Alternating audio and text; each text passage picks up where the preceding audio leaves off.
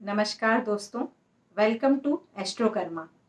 मैं ममता वर्मा, वैदिक astrologer, vastu consultant, आप सभी का स्वागत करती हूँ। फ्रेंड्स, आज हम समझने की कोशिश करते हैं कि हमारे जीवन के वो कौन से ऐसे कर्म हैं जो हमको आगे बढ़ने से रोक रहे हैं, जिनको हम पेंडिंग कर्मास कहते हैं। कई बार बहुत से क्लाइंट आते हैं, वो पूछते हैं कि हमें जीवन में इतनी तकलीफें क्यों आ रही है, हम इतनी मेहनत कर रहे हैं, प्रयास कर रहे हैं, लेकिन हम जीवन में आगे नहीं बढ़ पा रहे हैं। कुंडली में ऐसा क्या कारण है जो हमें ये बताएगा कि कहाँ इनके कर्म बाकी है जो इनको पूरे करने हैं।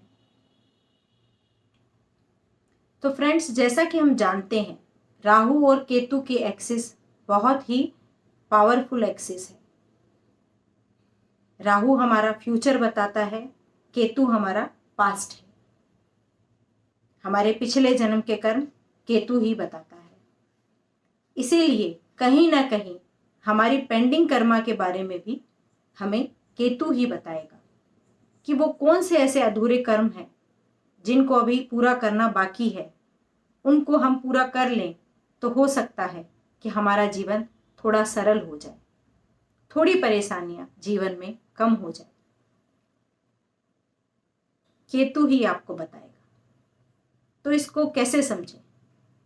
मान लीजिए आपका केतु प्रथम भाव में बैठा है, राहु आपके सप्तम में है, तो इसको कैसे समझेंगे?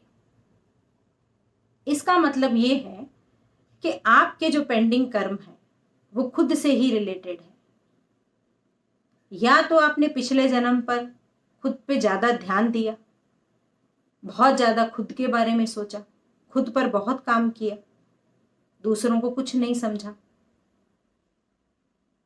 या ऐसा भी हो सकता है कि आपने खुद पर बिल्कुल भी ध्यान नहीं दिया।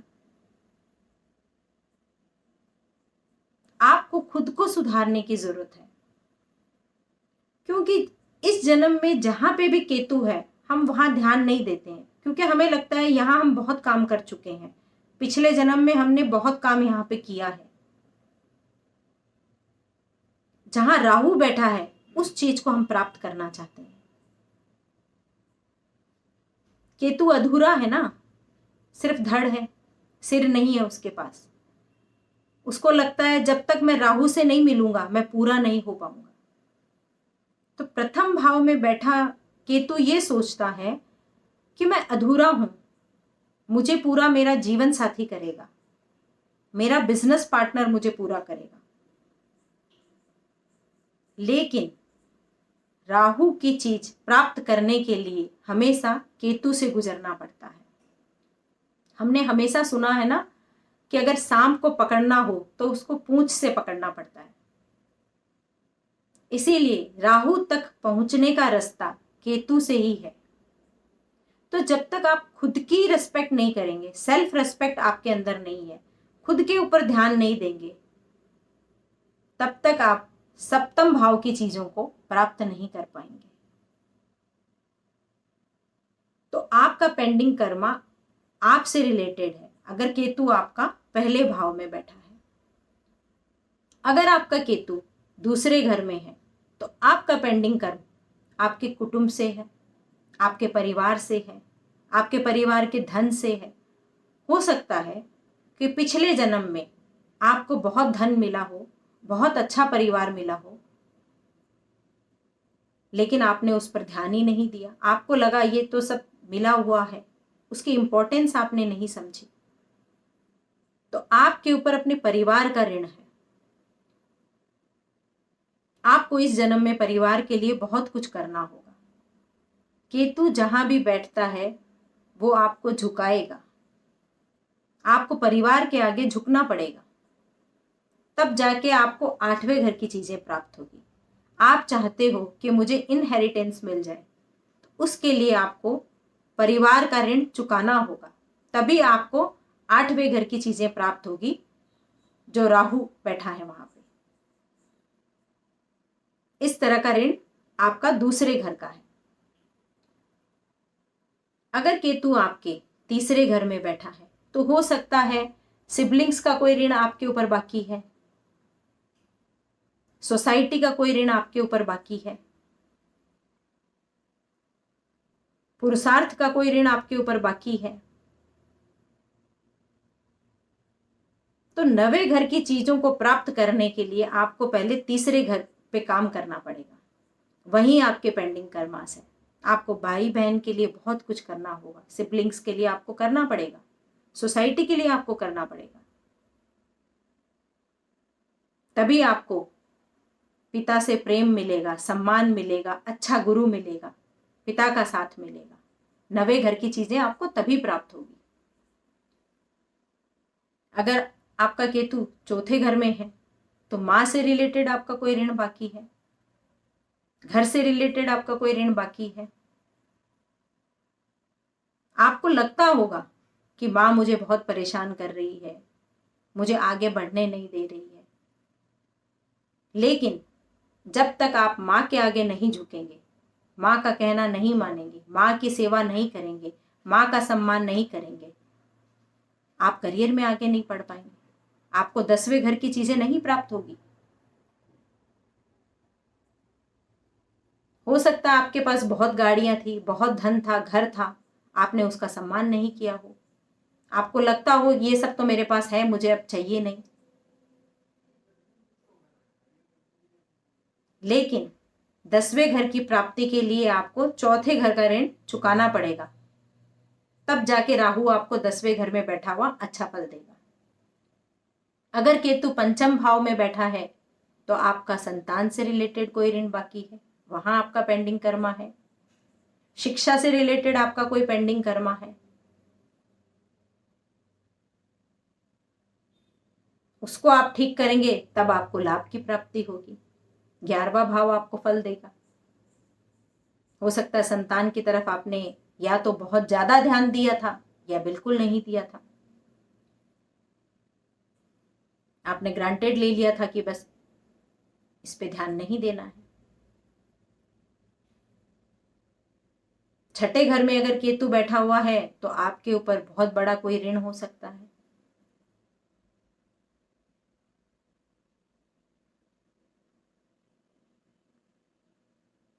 उस ऋण को आपको चुकाना होगा इस जन्म में, तभी आपको मोक्ष मिलेगा, तभी आपका 12वां भाव आपको अच्छा फल देगा। आपने धन का व्यय किया है, आपने डेली रूटीन को ठीक से फॉलो नहीं किया है, बहुत भारी ऋण आपको मिल सकते हैं केतु की वजह से, अगर आपने छठे भाव पे ध्यान नहीं दिया। तो आप जो मोक्ष चाहते हैं, मुक्ति चाहते हैं, तो जब तक आप अपने ऋण नहीं चुकाएंगे, हो सकता है बहुत से लोगों के ऋण हो आपके ऊपर, वो आप इस जन्म में अगर पूरे नहीं करेंगे, डेली लाइफ रूटीन फॉलो नहीं करेंगे, तो आपको 12वें भाव से कोई भी लाभ प्राप्त नहीं होगा। सप्तम भाव में अगर केतु बैठा है तो जीवन साथी से रिलेटेड कोई ऋण बाकी हो सकता है।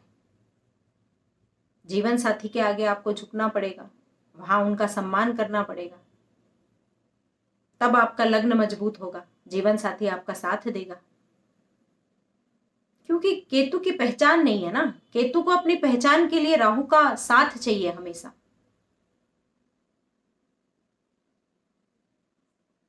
जीवन साथी का सम्मान करेंगे, आपका लग्न मजबूत हो जाएगा। 8वें घर में केतु है, इनहेरिटेंस से रिलेटेड कोई ऋण आपका बाकी है। हो सकता है आपने पैतृक संपत्ति का मिसयूज किया हो, आपने अपने बुजुर्गों की सेवा नहीं की हो। तो अगर इस जन्म में आप धन चाहते हैं, कुटुंब से प्यार चाहते हैं, सम्मान चाहते हैं, तो आपको अपनी पैतृक संपत्ति का सम्मान करना होगा, अपने बुजुर्गों का सम्मान करना होगा, तब आपको दूसरे भाव की चीजें प्राप्त होगी। वो पेंडिंग कर्म आपको कंप्लीट करना होगा जो अष्टम भाव से रिलेटेड है। 9वें घर में अगर केतु है तो पिता का ऋण बाकी है आपके ऊपर, आपने पिता का सम्मान नहीं किया हो, गुरु का सम्मान नहीं किया होगा आपने। तो जब तक आप पिता का सम्मान नहीं करेंगे, गुरु का सम्मान नहीं करेंगे, आपको पुरुषार्थ नहीं मिलेगा, आप मेहनत नहीं कर पाएंगे। जब आप 9वें घर को ठीक करेंगे तो तीसरे घर की चीजें आपको अपने आप मिलने लगेगी। 10वें घर में केतु है तो हो सकता है आपने अपने करियर से रिलेटेड कुछ आपके ऋण बाकी है, समाज से रिलेटेड आपके कोई कर्म बाकी है, जिनको हो सकता है आप पूरा कर रहे थे, लेकिन करते करते आप बीच में आपकी यात्रा खत्म हो गई, आप यहां से चले गए, तो वो कर्म कुछ बाकी है। लेकिन अब राहु चौथे घर में बैठा है तो आपको चौथे घर की चीजों की इच्छा है कि मुझे अच्छा घर मिले, गाड़ी मिले, लेकिन आप भूल रहे हैं कि केतु 10वें घर में बैठा है। आपको मेहनत करनी होगी, करियर के लिए काम करना होगा, तब आपको चौथे घर की चीजें प्राप्त होगी। आपका पेंडिंग कर्म 10वें घर में है इस बार, वहां आपको ज्यादा ध्यान देना है। अगर 11वें घर में केतु है तो बड़े बहन भाइयों से रिलेटेड कोई पेंडिंग कर्म आपका बाकी है, उसको आप जब कंप्लीट करेंगे तब आपको अच्छे ज्ञान की प्राप्ति होगी, अच्छी एजुकेशन आपको मिलेगी। 12वें घर का केतु अच्छा होता है, उस समय आप कुछ अच्छे कार्य ही कर रहे थे, अध्यात्म से जुड़े हुए होंगे पिछले जन्म में भी, वो करते करते शायद आपकी यात्रा समाप्त हो गई हो, तो आप दोबारा से इस जन्म में मोक्ष की प्राप्ति के लिए कोशिश कर सकते हैं।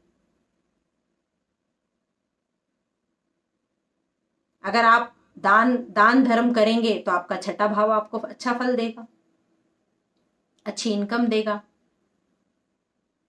अध्यात्म से जुड़ेंगे, दान देंगे तो बिल्कुल छठे घर वाली समस्या सारी खत्म हो जाएगी, आपका ऋण भी खत्म होगा, आपकी बीमारियां खत्म हो जाएगी अगर आप 12वें घर को ठीक कर लोगे।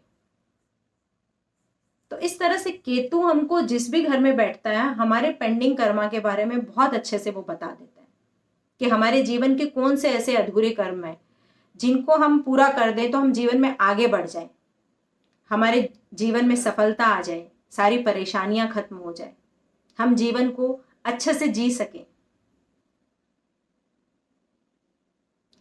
ज्योतिष हमारे जीवन को कितना सरल बना देता है, हमें ये कितने अच्छे से बता देता है कि हमें कहाँ झुकना है, कैसे चीजों को ठीक करना है। हम कोशिश कर सकते हैं चीजों को ठीक करने की। तो मैं उम्मीद करती हूं कि मैं पेंडिंग कर्मा के बारे में आपको कुछ समझा पाई हूं। जितना भी मैंने सीखा है, मैंने अध्ययन किया है, मैंने उसी आधार पे ये सारी बातें यहाँ शेयर की है। उम्मीद करती हूँ आप सबको पसंद आया है। अगर वीडियो अच्छा लगा है तो लाइक कीजिए, शेयर कीजिए, मेरे चैनल को सब्सक्राइब